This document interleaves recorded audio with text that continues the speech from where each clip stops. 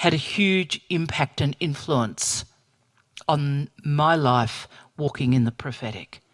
You know, and we were the beneficiaries of him staying in our home a lot, and hearing some stories of the way that at times, for example, that God gave him, because God trusted him, God gave him information about what was happening in a person's life, that God could so trust him with information that could have been explosive in a way to be safe for him to give a prophetic word that drew that person into the love the Father had for them and see them totally turn their lives around.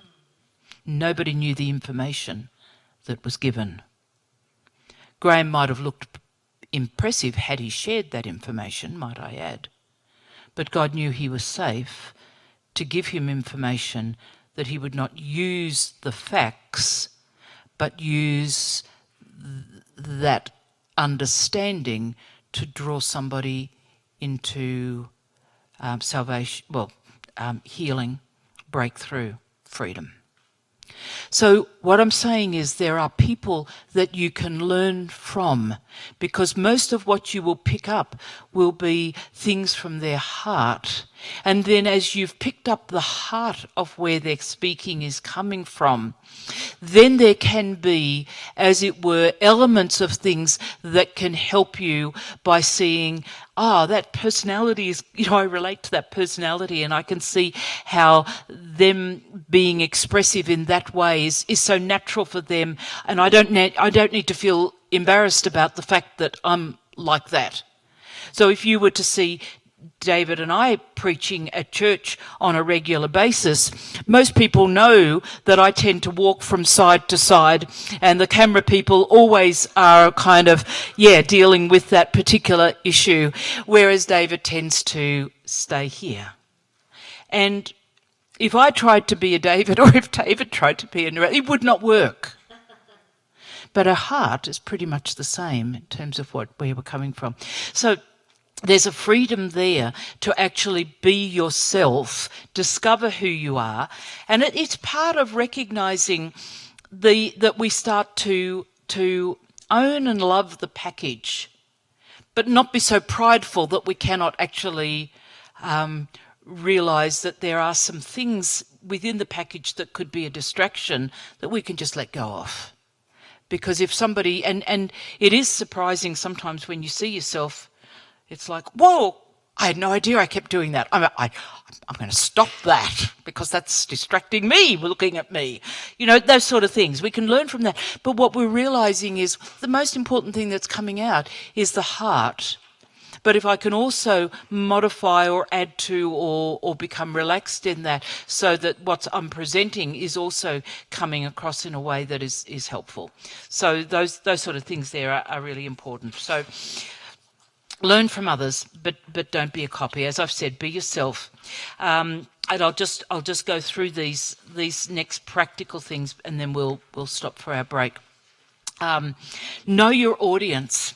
That part is really important. It's if I'm so, for example, there've been a number of occasions where we've been asked to go and speak to a group of people that we have not known at all.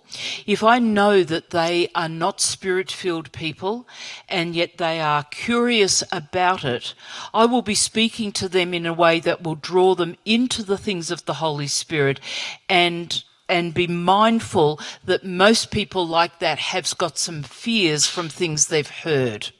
And so my way of speaking to them will be to draw them into, not overwhelm them and bombard them with something that will actually make them feel defensive and back off. Because what we want to do is draw people in, not present everything that is fabulous and amazing and truth, but in a way that people can't receive. Whereas if I'm speaking to people that are, full on and passionate and going, then I'm going to engage in that place. So very simple kind of illustration, but knowing our audience. If you're asked to preach here at Bridgeway, or you're giving a talk to your work people, know your audience. You always know, as I kept saying from the beginning, you always know this is a God package that they're getting it. They just have no idea. Most in those other settings. So know who we're speaking to, and at the same time, never underestimate the spiritual authority you walk in. Speak in a normal voice. I've been amazed at times, and it's happened enough times for me to mention it, that I've talked with people prior to their getting up to speak, and they're conversational and wonderful, and it's powerful. They're full of Holy Spirit, the unction of the Holy Spirit, when you get that sense. And then I've heard them, because of a particular culture that they've come out of, get up the front and yell their message. And their tone is different. Their volume is different. And I want to encourage you, don't try to, again, be it copying another voice or take on a demeanour, and your voice is an example of this, but a demeanour that you think, I need to become somebody different, speak somehow differently, go into preacher mode, but it's not you. It's all those things that will take away from your authentic message. Your authentic message comes out of who you are, the story that is your story. Even if you're giving this God-inspired message, it will always come through the message that you are as a person, that story of who you are as a person. It will come through regardless of what the topic is that you're speaking. But you must be true to yourself. You must it's this trying to get up, and it comes back to this whole area that somehow we've got a pressure on us to perform from the front rather than to come up with authority and boldness and confidence. By all means, all of that, but be totally being who we are. You've got a good voice. Stick with it. Don't try to sound like somebody else. And, there have been remarkable, both in terms of history and in terms of the current, who speak and are people that you can listen to on YouTube or find, things of, who have an amazing, surprising manner of delivery, and they get away with it. They do get away with it. You might not. It's just the same way in how we minister. I hear people saying, well, Wigglesworth did this, jumped on someone's chest or thumped them or whatever. I don't have the privilege to do that. Just because a Wigglesworth did something doesn't mean an Narelle Crabtree does something. That's why I've got to live, be who I am in God. And can I also say that has meant, in that connection with God, that he has stepped me outside my comfort zone at times. But it's a God, and it's usually going to be in a sense of being that confirmed. So that part, don't rush. A lot of people get up the front and nervousness, more often than not, will make people go very fast. So the best way to do that is remember to breathe. And I'm saying that seriously. Stop. Take a breath. Don't rush. That will also come back to what we'll talk about next week, about how much you prepare. Because most of the time, we prepare way more, as you can see today with what I have ready to go for. Most of the time, we will prepare more. That's not a bad thing. But if we are trying to rush through it because we can't let go of anything, it's another area of a skill of having, I've got this, but I know I don't need to give all of this. I can let this go. I'm not propelled. The Holy Spirit is leading me. If he would like me to stay on this one point when I thought I had 6, then I will stay with this. I don't have to rush to get through it all, because if the Holy Spirit is on something and I add more to it, this other will get lost, the extra, because there won't be empowerment on it. But I also might muddy the waters of what he was on because I tried to push all this other in. So sometimes especially in our culture, we're a bit information overload, and we've so valued and affirmed that. Whereas a lot of especially when we're doing something for God, where we really need to give Holy Spirit space. But even in another setting where you're doing that, say in a work setting, it still is a matter, you can speak quickly, but not feel and make the people feel rushed. There's a difference between being intentional, speaking at speed even, because if you watch some of the TED Talks, it's amazing how much they can get in 15 minutes, and they can talk quite quickly, but it's not feeling nervously rushed. There's a real distinction between that. Eye contact. Again, I'll talk a little bit this next week in terms of the kind of notes you have. If you've got notes that you need to read from, you will not really engage with the people. That's why point form is way better than notes that you've got to read every single thing, because I can look at a point and then I've got that point in my mind, and then I can talk to you and engage with you. And another thing, especially when you're not, in terms of the eye contact, especially when you're feeling nervous, is that sometimes, and I know that sometimes in public speaking it says, well, just, get this placed and focus on that and preach to that. I'm actually inclined to say, I'm not being disrespectful, but I think if I've got a message to give, then I should be giving that message to the whole room, not to some strange place or one person. Because if I'm looking right in the middle and people are all across the middle, that person after a little while is going to get mighty uncomfortable with me focused on them. It's like, really? Could I just move to the other side of the room, please? I love what you're saying, but I'm feeling a little overwhelmed. It's coming back to being confident in that and assured. Yes?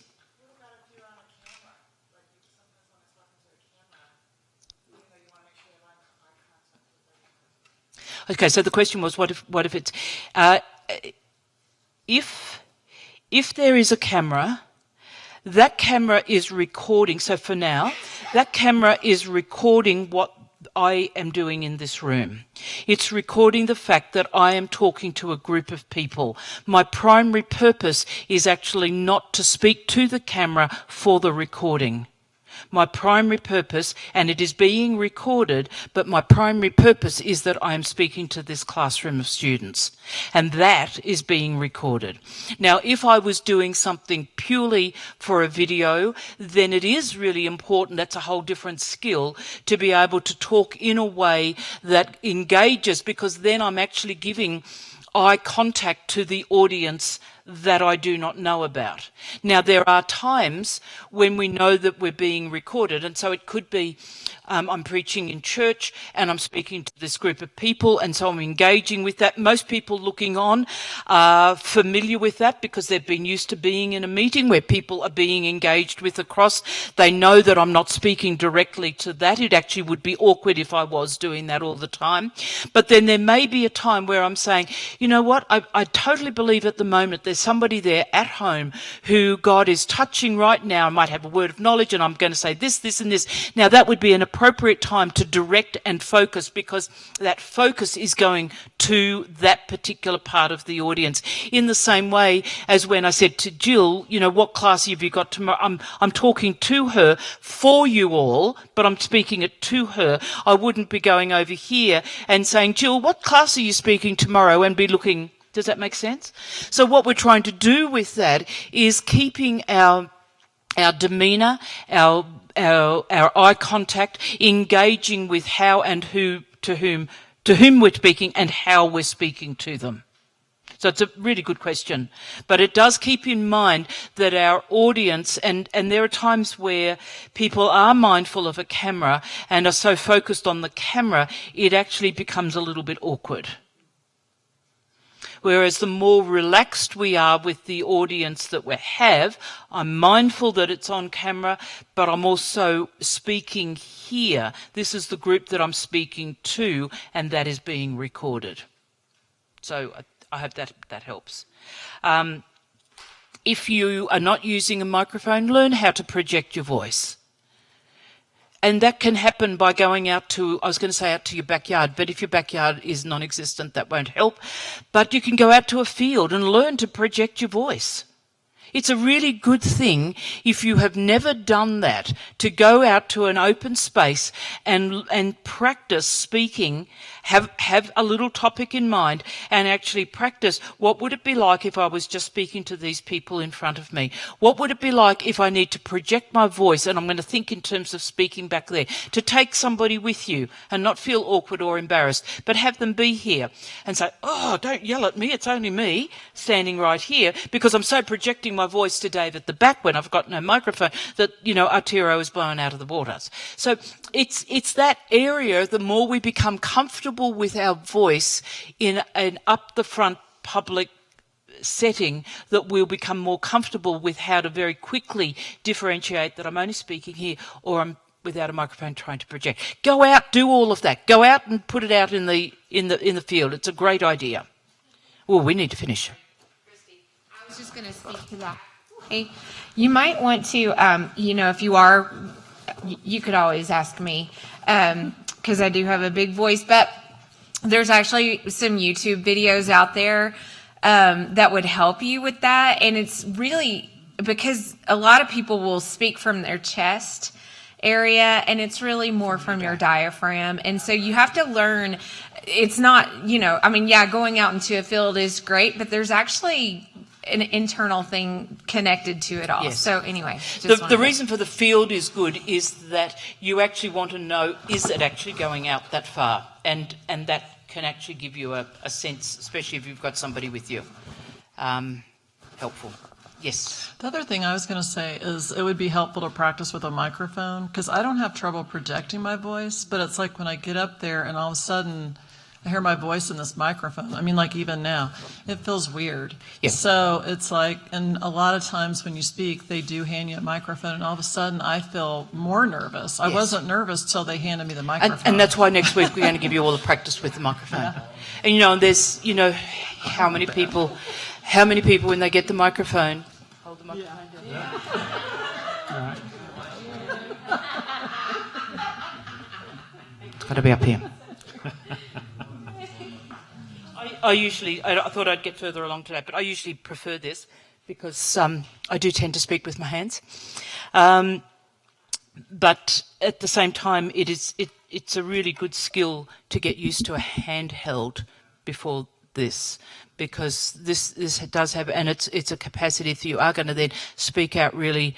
I remember David back in the early days, because there are those times where I will speak, in the spirit very strongly. And he said, Narelle, just pull the microphone down. You nearly killed our ears. It was a great word you had, but just pull it down. If you're going to speak that boldly out, just pull it down.